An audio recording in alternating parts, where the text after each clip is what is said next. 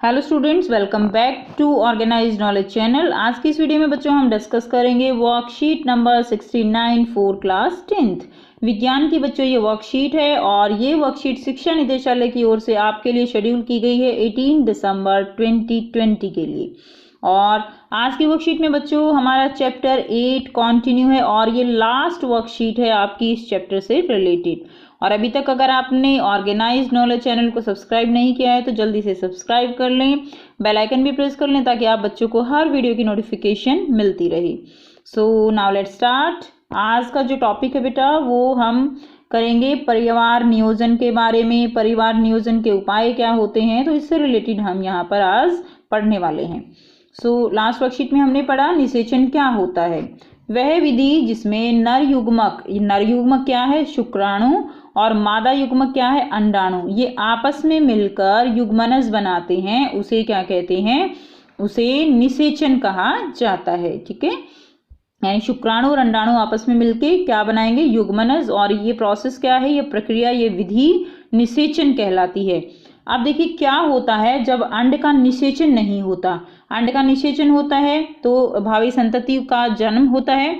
अगर अंड का निषेचन नहीं होता तो क्या होता है, यदि अंड कोशिका का निषेचन नहीं होता तो यह लगभग 1 दिन तक जीवित रहता है। अंडाशय प्रत्येक माह एक अंड का मोचन करता है। तो बेटा ये हमने लास्ट वर्कशीट में भी पढ़ा कि जो दोनों जो ओवरी हैं, ठीक है, अंडाशय प्रत्येक माह एक अंड का मोचन होता है। और गर्भाशय की अंदरूनी दीवार वो कैसी हो जाती है, वो हर महीने भ्रूण को रोपित होने के लिए जो है क्या करती है, गर्भाशय तैयारी करता है। उससे उसकी दीवार मोटी हो जाती है, स्पंजी हो जाती है और निषेचन ना हो पाने की स्थिति में इस परत की आवश्यकता नहीं रहती। अगर यहाँ पर निषेचन हो जाता तो परत जो है उसकी आवश्यकता होती, लेकिन निषेचन नहीं हुआ तो परत की आवश्यकता नहीं होती। अतः इसकी परत धीरे धीरे टूटकर योनि मार्ग से रक्त व म्यूकस के रूप में बाहर निकलती है और यह चक्र जो है लगभग हर माह होता है। अतः इसे क्या कहा जाता है, इसे ऋतुस्राव, मासिक चक्र या रजोधर्म भी कहते हैं। नेक्स्ट है जनन स्वास्थ्य। यह वह अवस्था है जब व्यक्ति प्रजनन के लिए शारीरिक, भावनात्मक, व्यवहारिक और सामाजिक पूर्ण रूप से स्वस्थ होता है। एक व्यक्ति के लिए बहुत महत्वपूर्ण है कि वह अपने जनन स्वास्थ्य का पूरा ध्यान रखे। तो हमें अपने जनन स्वास्थ्य का पूरा ध्यान रखना चाहिए। पौष्टिक आहार लें, प्रजनन अंगों की स्वच्छता पर पूरा ध्यान दें। उसके बाद नेक्स्ट है परिवार नियोजन की आवश्यकता। सभी बच्चे जानते हैं परिवार नियोजन क्या होता है। परिवार नियोजन न केवल माता पिता और उनके संतान के लिए उपयोगी है बल्कि समाज और राष्ट्र के लिए भी महत्वपूर्ण है। परिवार नियोजन जो है बच्चों के जन्म को नियंत्रित करना, वो बेटा क्या कहलाता है, परिवार नियोजन कहलाता है। अगर देखिए बच्चे जो है उनकी संख्या नियंत्रित होती है तो उनका पालन पोषण भी माता पिता जो है वो अच्छी प्रकार से भली भांति रूप से कर पाते हैं। ठीक है, उनको अच्छे से एजुकेशन दी जाती है, अच्छा रहन सहन होता है। तो ये उसमें जो है परिवार नियोजन का फायदा है। और दूसरा क्या है, बच्चों के जन्म को नियंत्रित करके राष्ट्र की अर्थव्यवस्था है और अन्य स्रोतों का भी संरक्षण किया जा सकता है। उसके बाद नेक्स्ट है सुरक्षित यौन संबंध HIV एड्स।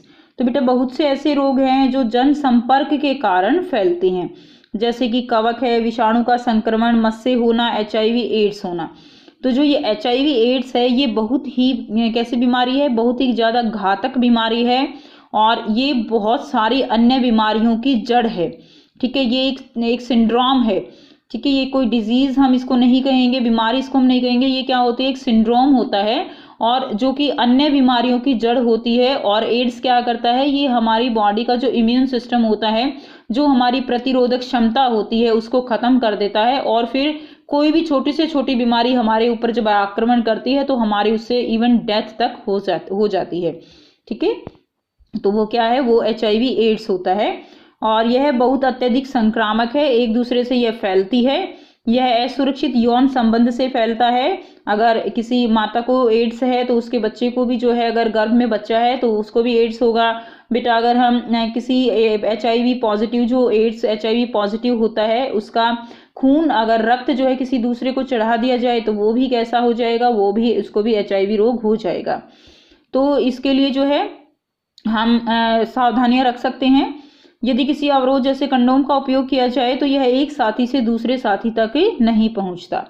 नेक्स्ट देखिए, परिवार नियोजन के उपाय। तो परिवार नियोजन जो है वो किस किस तरीके से किया जा सकता है। फर्स्ट है यांत्रिक अवरोध। इस विधि के द्वारा क्या होता है, नर शुक्राणु अंड कोशिका के पास नहीं पहुंच पाते और उनके बीच में एक अवरोध उत्पन्न हो जाता है, यानी एक तरह से शुक्राणु जो है उसका रास्ता रोकने का ये तरीका है। ठीक है, उदाहरण के लिए कंडोम। सेकंड देखिए, हार्मोन के संतुलन में परिवर्तन। तो इस विधि में क्या होता है, हार्मोन के असंतुलन के कारण, यानी हार्मोन जो है जो संतुलित हार्मोन होते हैं उनमें परिवर्तन कर दिया जाता है, जिसके कारण जो है क्या होता है कि समय पर अंडे का मोचन नहीं होता, अतः निषेचन नहीं हो पाता। यह असंतुलन गर्भ निरोधक जो गोलियां होती हैं, इंजेक्शंस होते हैं, उनके द्वारा होता है, लेकिन लंबे समय तक इनका सेवन करना वो स्वास्थ्य के लिए हानिकारक है। नेक्स्ट देखिए, आईयूडी यानी intra uterine device. Intra uterine device यानी जो यूट्रस होता है, गर्भाशय होता है, उसके अंदर एक डिवाइस लगा दिया जाता है, एक तरह का यंत्र लगा दिया जाता है और इस विधि को बोला जाता है आईयूडी यानी इंट्रा यूटेराइन डिवाइस। इस विधि में डॉक्टर द्वारा महिला के शरीर में एक यंत्र को लगा दिया जाता है जो शुक्राणु को अंडाणु तक पहुंचने से रोकता है। उदाहरण के लिए कॉपर टी।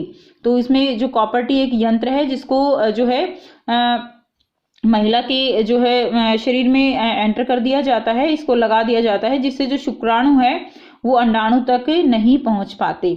नेक्स्ट देखिए, शल्य क्रिया क्या होती है। शल्य क्रिया यानी एक तरह को हम इसको क्या कहेंगे, सर्जिकल मेथड जो होता है, सर्जरी जिसमें की जाती है। इस विधि के द्वारा युग्मक का स्थानांतरण रुक जाता है। पुरुषों में यदि शुक्र वाहिकाओं को अवरुद्ध कर दिया जाए, यानी बेटा जो हमने पढ़ा था ना कि शुक्र वाहिकाएं होती हैं, तो शुक्र वाहिकाओं को रोक दिया जाता है, जिससे क्या होगा, जिससे जो वर्षण से जो शुक्राणु निकले थे वो शुक्राणु जो है वो वहां पर नहीं पहुंच पाएंगे और उनका स्थानांतरण जो है रुक जाता है, जिसको हम क्या कहते हैं, जिसको हम वैसेक्टोमी कहते हैं। ठीक है, नेक्स्ट देखिए, महिलाओं की अंडवाहिनी को अवरुद्ध कर दिया जाए। महिलाओं की जो अंडवाहिनी है तो उसको अगर रोक दिया जाए तो क्या होगा, अंड जो है वो कहाँ नहीं पहुंचेगा, अंड गर्भाशय तक नहीं पहुंच पाता और निषेचन नहीं होता है। इसे हम क्या कहते हैं, इसे हम ट्यूबेक्टमी कहते हैं। तो ये हमारे कुछ उपाय हैं जिनके द्वारा परिवार जो है उसको नियोजित किया जा सकता है।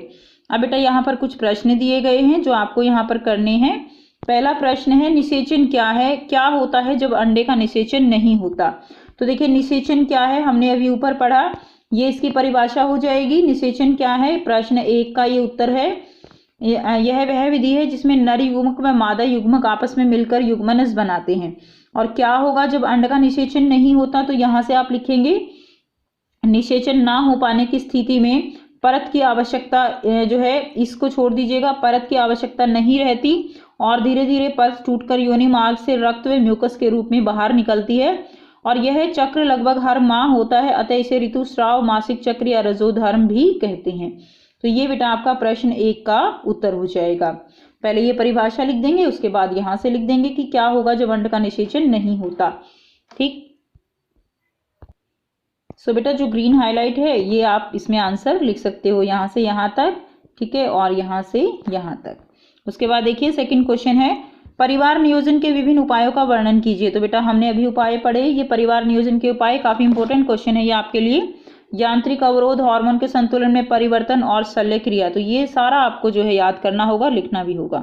ठीक है, इसमें अलग से भी आपसे क्वेश्चन पूछ लिया जाता है, वैसेक्टोमी क्या है, ट्यूबेक्टोमी किसे कहते हैं, इंट्रायूट्राइन डिवाइस आईयूडी इसकी फुल फॉर्म क्या है, तो ये सारा जो है आपसे पूछ लिया जाता है। एक एक सिंगल भी आपके पेपर में पूछा जाता है, जैसे यांत्रिक अवरोध के बारे में बताइए, इस तरह से।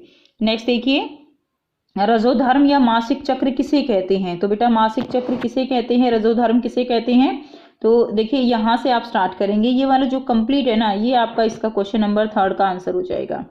ठीक है, उसके बाद देखिए नेक्स्ट क्या है, नेक्स्ट है हमारे पास जनन स्वास्थ्य क्यों महत्वपूर्ण है। तो बेटा हमने अभी पढ़ा ना कि जनन स्वास्थ्य जो है वो बहुत ज़रूरी है। और जनन स्वास्थ्य क्या है कि जो व्यक्ति पूर्ण रूप से स्वस्थ होता है, और वो ज़रूरी क्यों है, तो इसका आंसर हम कर लेते हैं। जनन स्वास्थ्य वो क्यों ज़रूरी है। फर्स्ट पॉइंट क्या होगा, लोगों को जनन संबंधी समस्याओं जैसे प्रसव, यौन आदि के बारे में जानकारी होनी चाहिए। ठीक है, तभी वो पूर्ण रूप से स्वस्थ रह सकते हैं। बच्चों के जन्म को नियंत्रित किया जा सकता है, ठीक है, इसलिए जनन स्वास्थ्य वो जरूरी है। राष्ट्र की अर्थव्यवस्था को संरक्षित किया जा सकता है और यौन संचरण रोगों से बचा जा सकता है, इसलिए जनन स्वास्थ्य महत्वपूर्ण है। नेक्स्ट क्वेश्चन है बेटा फिफ्थ क्वेश्चन, HIV एड्स से कैसे बचाव किया जा सकता है। तो देखिए HIV एड्स से कैसे बचाव किया जा सकता है हमने अभी पढ़ा ऊपर, तो आइए बेटा इसका आंसर लिख लेते हैं। यहाँ से बेटा आप क्वेश्चन नंबर 5 का आंसर लिखेंगे। एड्स से बचने के उपाय, सुरक्षित यौन संबंध कंडोम का प्रयोग करके, यौन संबंध केवल एक जीवन साथी के साथ, और तीसरा क्या होगा, सुरक्षित रक्त आदान प्रदान। चौथा लिखेंगे आप निवर्जनीय सुई का प्रयोग, यानी किसी की दूसरे की सुई इस्तेमाल की हुई वो जो है इस्तेमाल ना करें। तो ये जो है एड्स से बचने के उपाय होंगे। सो ये थी बच्चों आपकी आज की बेटा साइंस की वर्कशीट। आई होप बेटा आपको ये वर्कशीट क्लियर है। कोई भी डाउट है कमेंट सेक्शन में कमेंट करके पूछ सकते हैं। वीडियो अच्छी लगी तो लाइक शेयर जरूर कर दीजिए, चैनल को सब्सक्राइब भी कर लीजिए। And thanks for watching, have a nice day.